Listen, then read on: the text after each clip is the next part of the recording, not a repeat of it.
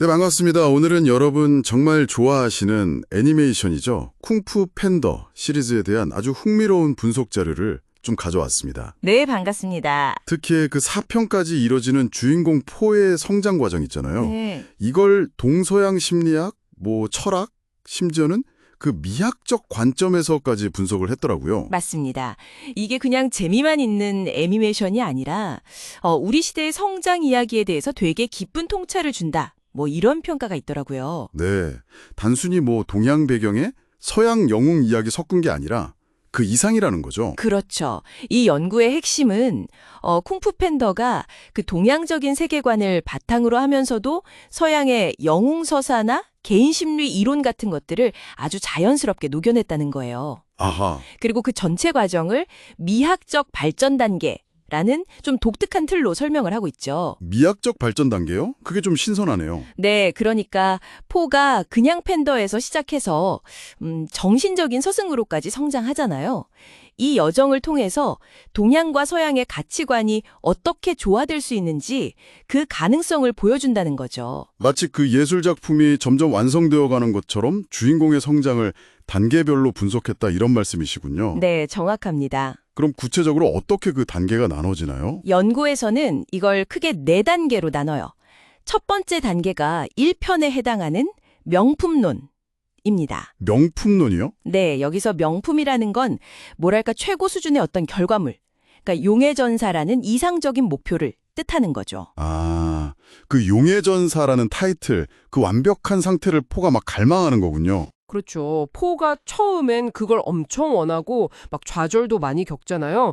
그러면서 결국 그 자격을 얻어가는 과정, 입에 유교에서 말하는 이상적인 인간상, 군자와 같은 걸 추구하는 거랑 좀 비슷하게 볼 수 있다는 거예요. 아, 그렇군요. 근데 제가 기억하기로는 그 곡수비법이 사실 특별한 재료는 없다 였고 용문서도 그냥 백지였잖아요. 그 깨달음은 그럼 어떻게 봐야 할까요? 바로 그 지점이 아주 흥미로운데요. 서양 심리학에서 말하는 애착 형성이라든지 좌절 극복 같은 과정도 분명히 보이는데 결정적인 깨달음의 순간은 오히려 우연은 없다거나 현재에 집중하라 같은 그런 동양적인 지혜에서 온다는 거죠. 아, 도가나 선불교 같은 느낌이네요. 네, 맞아요. 그러니까 이상적인 목표, 그 명품을 추구는 하되 결국 그 본질은 자기 안에 있다는 깨달음으로 딱 이어지는 거죠. 목표를 향해 가는데 해답은 결국 내 안에서 찾는다. 이게 1단계 핵심이군요. 그럼 2단계는 뭔가요? 2단계는 2편 내용하고 연결되는데요. 작품론이라고 부릅니다. 약간 도교적인 관점과 관련이 있어요. 작품론? 네, 이제 용해전사가 된 포가 이번에는 자신의 과거, 그러니까 출생의 비밀 같은 거 있잖아요. 그걸 마주하면서 정체성에 대한 질문을 던지게 돼요. 그렇죠.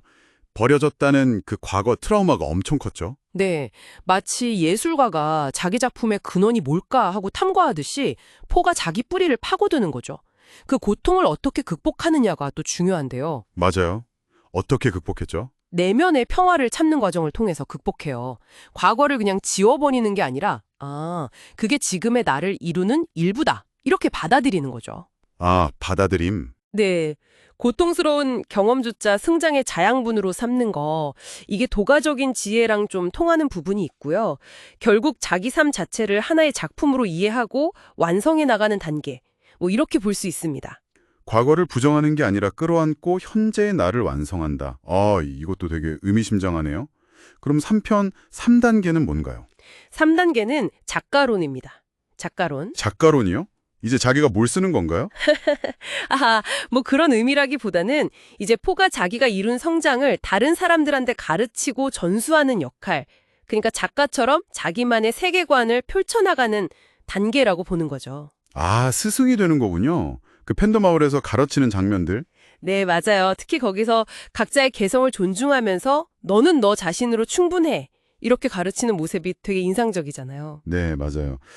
근데 처음엔 좀 헤맸던 것 같은데요. 시푸사부처럼 막 하려다가 잘 안 되고 그랬잖아요. 그렇죠. 바로 그 실패를 통해서 자기만의 방식, 그러니까 각자의 잠재력을 어떻게 끌어내는지 그걸 터득하게 되죠.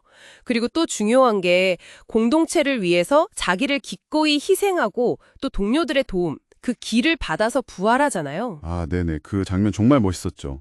이걸 통해서 개인의 성장을 넘어서 공동체와 미래까지 책임지는 그런 리더로 거듭나런 거죠.